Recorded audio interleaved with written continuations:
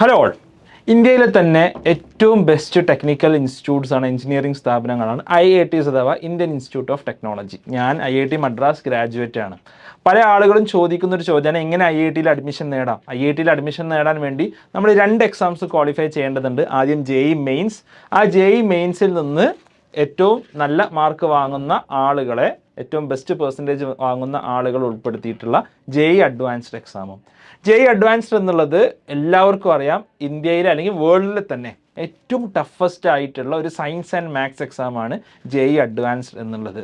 പല ആളുകളും ചോദിക്കാറുള്ളത്, ഈ IITയിൽ എത്രയൊക്കെ ഭയങ്കര ബുദ്ധിമുട്ടല്ലേ, എങ്ങനെ നമുക്ക് IITക്ക് വേണ്ടി പ്രിപ്പയർ ചെയ്യാം, എന്തൊക്കെ സ്ട്രാറ്റജീസ് ആണ് നമ്മൾ അതിന് വേണ്ടി ചെയ്യേണ്ടത്? അപ്പോൾ ഈ കാര്യങ്ങളാണ് ഈ വീഡിയോയിൽ ഞാൻ ഇന്ന് കൺസൈസായി പറയാൻ അപ്പോൾ ഈ കാര്യങ്ങളാണ് ഈ വീഡിയോയിൽ ഇന്ന് ഞാൻ വളരെ കൺസൈസ് ആയിട്ട് പറയാൻ പോകുന്നത്. Welcome to XandY learning channel. Okay, അപ്പോൾ JEE അഡ്വാൻസ്ഡ് എന്നത് എക്സ്ട്രീംലി ടഫ് ആയിട്ടുള്ളൊരു എക്സാം ആണ്. അപ്പോൾ ആദ്യം എല്ലാവരും വരുന്നൊരു മിസ്റ്റേക്ക് എന്താണെന്ന് വെച്ചാൽ, ഇത് ടഫ് ആയതുകൊണ്ട് ഇത് എന്താണെന്ന് തന്നെ നോക്കില്ല. ഓക്കെ, അപ്പോൾ നമ്മൾ മനസ്സിലാക്കേണ്ടത് എന്താണ് JEE advanced exam. JEE advanced exam 3 സബ്ജക്ട്സിൻ്റെ ഒരു ടെസ്റ്റാണ്, അതായത് ഫിസിക്സ്, കെമിസ്ട്രി, മാത്തമാറ്റിക്സ്. ഈ എക്സാമിൻ്റെ പ്രത്യേകത, ഈ 3നും ഈക്വൽ വെയിറ്റേജ് ആണ് JEE അഡ്വാൻസ്ഡ് എക്സാമിന് ഉണ്ടാവുക. അതായത് 33.3% മാത്സും 33.3% ഫിസിക്സും 33.3% കെമിസ്ട്രിയും. ഈ 3 സബ്ജക്റ്റിനും ഈക്വൽ വെയിറ്റേജ് ആണ് JEE അഡ്വാൻസ്ഡ് എക്സാമിന് ഉണ്ടാവുക. അതായത് 300ലാണ് എക്സാം എങ്കിൽ 100 മാർക്ക് ഫിസിക്സിന്, 100 മാർക്ക് കെമിസ്ട്രിക്ക്, 100 മാർക്ക് മാത്തമാറ്റിക്സിന്. ഇനി ഓരോ വർഷവും ഈ എക്സാമിൻ്റെ ക്വസ്റ്റ്യൻസിൻ്റെ നമ്പേഴ്സിനും പാറ്റേൺസിലൊക്കെ വ്യത്യാസം വരും. പല ടൈപ്പ് ഓഫ് ക്വസ്റ്റ്യൻസ് ഉണ്ട്. എന്തുകൊണ്ടാണ് ഇത് ടഫസ്റ്റ് ആവുന്നത്? ഇത് ടഫസ്റ്റ് ആവുന്നത് ഈ എക്സാമിൽ വരുന്ന ക്വസ്റ്റ്യൻസിൻ്റെ ടഫ്നെസ് കൊണ്ട് മാത്രമല്ല, ഇതിൻ്റെ പാറ്റേണിലുള്ള ഒരു വ്യതിരക്തത കൂടി കൊണ്ടാണ്. എന്താണ് ഈ പാറ്റേണിലുള്ള വ്യതിരക്തത എന്ന് പറഞ്ഞാൽ, JEE അഡ്വാൻസ്ഡിൽ ഇപ്പോൾ നമ്മൾ നോർമൽ ഒരു MCQ എക്സാം എടുക്കുകയാണെങ്കിൽ അവിടെ എപ്പോഴും 4 ഓപ്ഷൻസ് തരികയാണെങ്കിൽ ഒരു ഓപ്ഷൻ ആയിരിക്കും എപ്പോഴും കറക്റ്റ് ആയിട്ട് ഉണ്ടാവുക.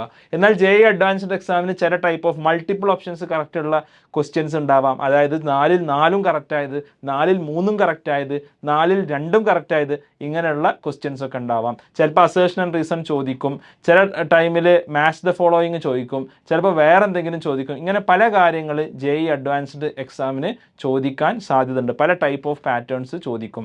അതേപോലെ ന്യൂമറിക്കൽസ് ഒരു 0 മുതൽ 99 വരെ ഉത്തരമായി വരുന്ന ക്വസ്റ്റ്യൻസ് ചോദിക്കാം. അപ്പോൾ ഇങ്ങനെയൊക്കെ JEE മെയിൻ അഡ്വാൻസ്ഡ് എക്സാമിന് ചോദിക്കാൻ സാധ്യതയുണ്ട്. അതുകൊണ്ടാണ് ഇത് ടഫസ്റ്റ് ആയി മാറുന്നത്. അപ്പോൾ എന്താണ് JEE അഡ്വാൻസ്ഡ് എക്സാമിന് നമ്മൾ സ്വീകരിക്കേണ്ട ഒരു സ്ട്രാറ്റജി എന്നുള്ളത്?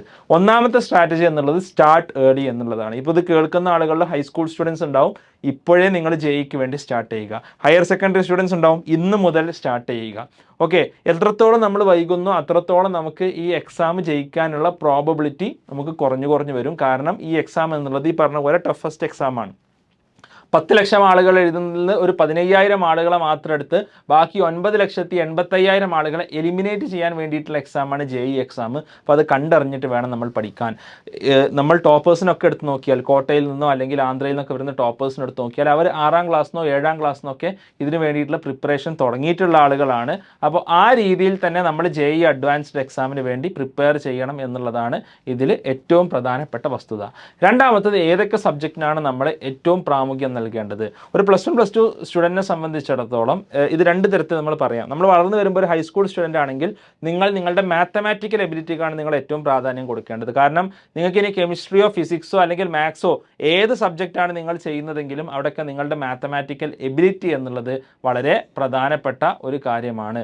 നേരെ മറിച്ച് നിങ്ങൾ ചെയ്യുന്നത് ഇപ്പോൾ ഒരു 11th 12th ആ മാത്തമാറ്റിക്കൽ എബിലിറ്റി നിങ്ങൾ കിട്ടിയിട്ടുണ്ട് എന്നുണ്ടെങ്കിൽ നിങ്ങൾ പ്രാധാന്യം നൽകേണ്ടത് കെമിസ്ട്രിക്കാണ്. കാരണം ഈ എക്സാമിന് 3നും ഈക്വൽ വെയിറ്റേജ് ആണ്.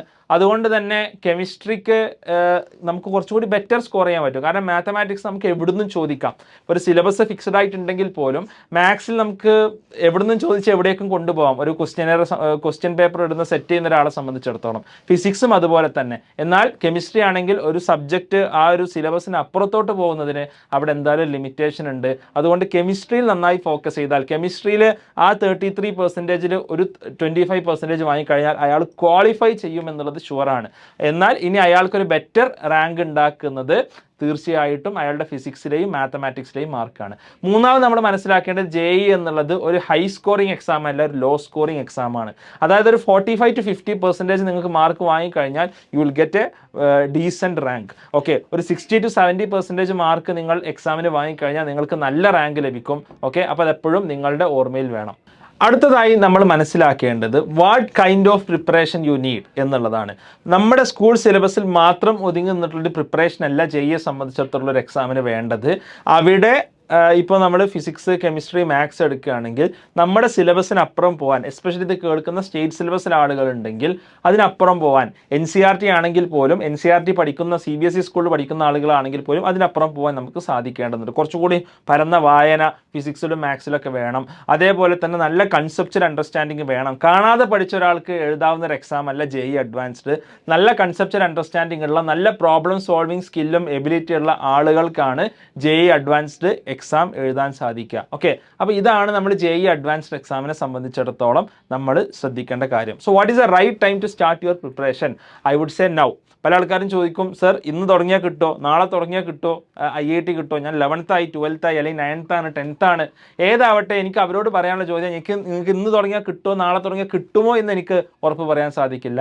പക്ഷേ ഇന്നോ നാളെയോ തുടങ്ങിയില്ലെങ്കിൽ കിട്ടില്ല എന്നുള്ളത് അതെനിക്ക് തീർച്ചയായിട്ടും ഉറപ്പ് പറയാൻ സാധിക്കും. ഓക്കെ, അപ്പോൾ അതാണ് നമ്മുടെ ഒരു മൈൻഡ് സെറ്റിൽ കാര്യമായി വേണ്ടത്. എത്രയും നേരത്തെ നമ്മൾ പ്രിപ്പറേഷൻ തുടങ്ങുന്നോ അത്രയും ബെറ്റർ ചാൻസസ് ആണ് JEE എക്സാമിനെ സംബന്ധിച്ചിടത്തോളം നമുക്കുള്ളത്. അപ്പോൾ പരമാവധി പ്രോബ്ലംസ് ചെയ്യുക, നമുക്ക് പരമാവധി കിട്ടുന്ന സയൻസ് മാത്സ് റിലേറ്റഡ് ആയ കാര്യങ്ങൾ വായിക്കുക, ഒരുപാട് പ്രോബ്ലംസ് ചെയ്തുകൊണ്ടേയിരിക്കുക. ആ പ്രോബ്ലംസ് ചെയ്ത് നമ്മൾ പ്രോബ്ലം സോൾവിങ്ങിൽ അഗ്രഗണ്യരാകുമ്പോഴാണ് നമുക്ക് JEE പോലത്തെ ഒരു എക്സാം നമുക്ക് തീർച്ചയായിട്ടും നമുക്ക് ക്രാക്ക് ചെയ്യാൻ സാധിക്കുന്നത്. ഇതൊരു കോമ്പറ്റീറ്റീവ് എക്സാമാണ്, ഒരു ക്വാളിഫയിങ് എക്സാം അല്ല.